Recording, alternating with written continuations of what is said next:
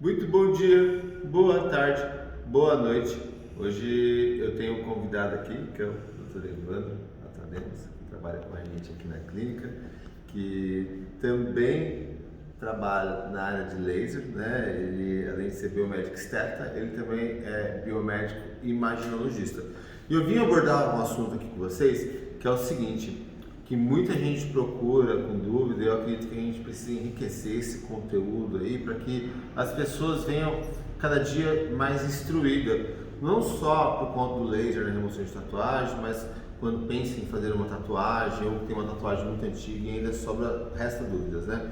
E o tema de hoje é ressonância magnética e tatuagem, né? Porque é algo que o Dr. Evandro domina muito, trabalha. Quantos anos você trabalha já na área? Já 15 anos, mais ou menos, 15 anos. Né? Trabalha em hospitais super conceituados, referência aqui no Brasil, e eu não tinha uma pessoa melhor do que ele para estar explicando sobre isso. E não é só uma dúvida que acomete as pessoas que estão interessadas em fazer uma remoção de tatuagem ou uma tatuagem ou que vão realizar exames, não é somente as pessoas que têm a tatuagem, mas também da classe médica, da classe da saúde, né, que tem muitas dúvidas.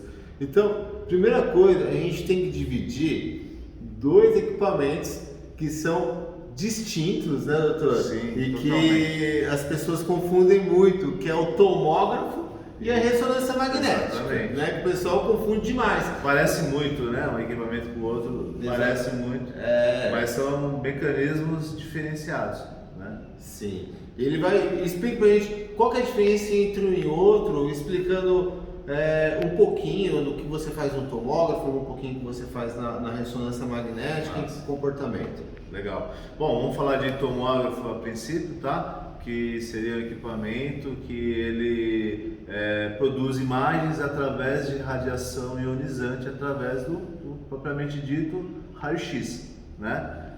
Esse equipamento a gente consegue estudar muito assim questões mais ósseas, a gente estuda menos questões ligamentares, questões musculares, que é aí que entra o outro equipamento de ressonância magnética, que eles são muito parecidos um com outros, né? Assim, tem muita gente que acaba confundindo, mas o mecanismo é bem diferenciado e distinto, onde na ressonância magnética a gente tem um ímã gigante, um campo magnético muito forte, né? Então, assim, a partir do momento que a gente tem um campo magnético, a gente consegue ter uma atração muito peculiar por determinadas coisas, inclusive por metais, né? Um ímã gigante é atraído por metal. Né? Só uma curiosidade, que a ressonância magnética, o campo magnético dela é medido em Tesla, né?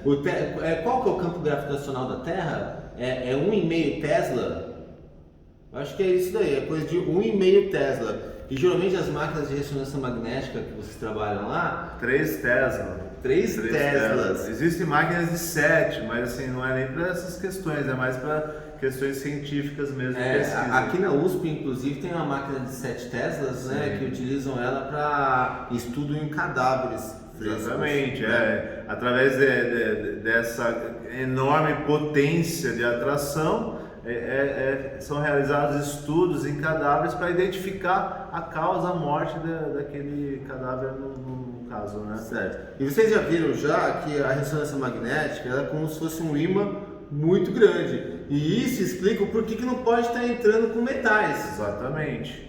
E é sabido que as tatuagens elas são enriquecidas de metais pesados, né? Sim, exatamente. Como, por exemplo, o óxido de ferro, cobalto, cândimo, dióxido de titânio, exatamente. Os metais pesados. Entre outros metais de transição, né? Mas é assim, a molécula de antigamente, de 20 anos atrás, quando não existia uma padronização do pigmento, é muito diferente dos pigmentos que são projetados hoje, que tem registro na Anvisa, tem que ser homologado pelo Ministério da Saúde, tem que ir lá na bula, tudo o que compõe os componentes da fórmula. Tá? Mesmo porque os metais são tóxicos, né? Se a gente exagerar na quantidade, é maior a toxicidade. E que se acumulam também ao longo de uma vida, sim, né? Causam efeitos estocásticos, né? Cumulativos. Mas, por exemplo, doutor, olha, o paciente acabou de fazer uma tatuagem no ombro, certo? Tá? Sim. E vai fazer um exame que vai estudar o joelho. Tem algum problema dele estar fazendo esse exame? Não tem problema, em tese não tem, né? Quando a gente se depara com uma situação como essa, a gente orienta o paciente que se ele sentir um aquecimento, alguma coisa na região da tatuagem, ele vai nos sinalizar, né? Em todo momento, durante o exame, ele fica com uma campainha, um sinalizador na mão, e a gente executando o exame dele está ouvindo e estamos observando ele a todo instante, né? O que acontece? O Giancarlo falou que mudou muito o comportamento das tintas de antigamente para os dias atuais, mesmo porque antigamente a gente não tinha muito essa questão dessa problemática, né? Nossos equipamentos de ressonância eram mais fracos também, era campo aberto. Hoje nossos equipamentos são mais fortes, eles têm mais atração. E por consequência também desses fatos que ocorreram de algumas tatuagens do paciente no momento do exame queimar a pele do paciente, entre outros, então houve essa readequação aí de pigmento por conta da nossa tecnologia atual. Certo, mas é assim, só a gente ir mais a fundo também, né?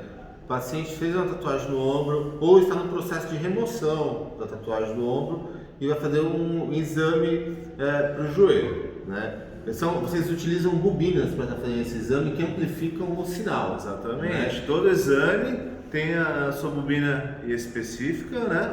O exame de ressonância ele é muito específico, então assim, se a gente vai estudar o ombro, é acoplado uma bobina aqui para fazer o estudo do ombro. E no joelho, mesma coisa, assim por diante, né? Então, por conta dela amplificar o sinal, né, a gente entende que pode acontecer sim uma lesão, então por isso seria interessante que a pessoa desse, se você fez uma tatuagem, desse um espaço maior para estar fazendo esse exame, mas também tem aquela questão de custo-benefício também. Custo-benefício não. Risco-benefício. Risco-benefício, exatamente. Exatamente. Se o exame for muito importante para a vida dela, isso é mensurado através da própria anamnese médica, né? O médico dela vai mensurar, vai quantificar o risco-benefício que esse estudo pode vir a trazer para ela, né? Ou seja, se a pessoa tiver mesmo que fazer um exame de ressonância magnética com a tatuagem no local em que a bobina for acoplada, isso aí é o médico quem vai decidir se ela vai fazer ou não. Mas o risco de quando você tem uma tatuagem antiga é muito menor do que quando você tem uma tatuagem recente, onde tem muito mais pigmento incorporado ali na pele. Ah, sim, teve a questão da cicatrização, do pigmento estar alojado na pele, né? Isso interfere muito, né, no resultado final, uma vez que o pigmento está solto, aquela tatuagem é recente, né? O risco de sofrer um aquecimento, até mesmo uma queimadura de pele é aumentado, né? Certo. Agora uma dúvida minha, uma dúvida minha, tá? A tatuagem em si, uma tatuagem muito recente, por conta da composição metálica que ela tem nos seus componentes químicos, pode gerar artefatos na imagem? Isso ou não? Porque uma obturação de dente pode gerar um artefato na imagem, né? Sim, depende muito do sinal, né? Da frequência, do que a gente vai estudar. Para aquela determinada estrutura, ou se a gente vai estudar parte muscular, tendão, parte líquida, dependendo do que se for estudar, tem sequências que são mais susceptíveis a terem algum tipo de artefato.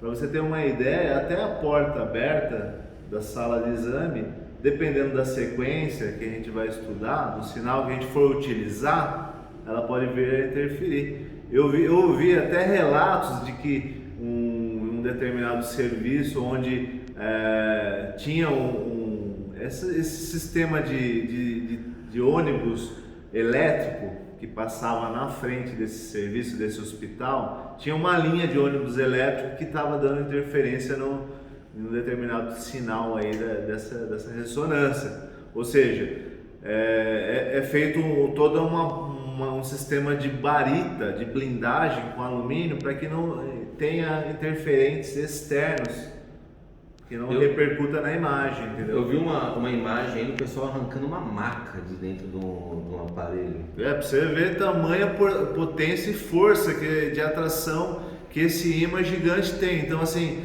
para ele atrair um metal aí de uma tatuagem, causar uma queimadura, é possível, pode acontecer sim. Pode acontecer, mas é assim, quando o local onde você vai fazer o tratamento não tem uma tatuagem, tá? Não há problema, né? Porque você vai estar utilizando uma bobina ou existe sim um risco. A pessoa vai uma ressonância no pé e tem uma tatuagem no peito ou nas costas.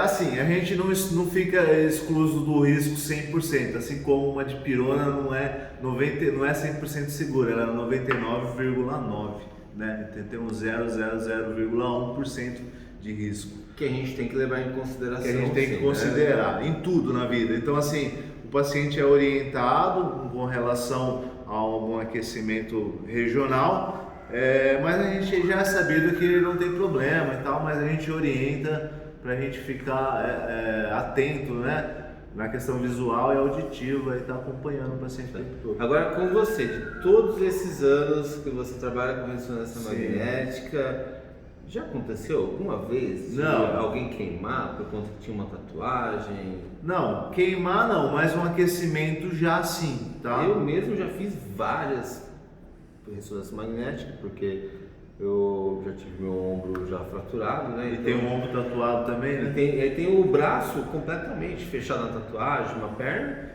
E comigo nunca aconteceu. Pelo contrário, eu durmo no exame. Mas eu acredito que todas as vezes foi orientado em relação a isso. Não, sim. Pode aquecer, que é para você sinalizar, né? Sim. Então, eu, de verdade mesmo, eu tiro um longo cochilo cada vez que eu vou fazer uma ressonância magnética. Pra mim não tem problema nenhum. Agora tem aquelas pessoas que é meio claustrofóbica.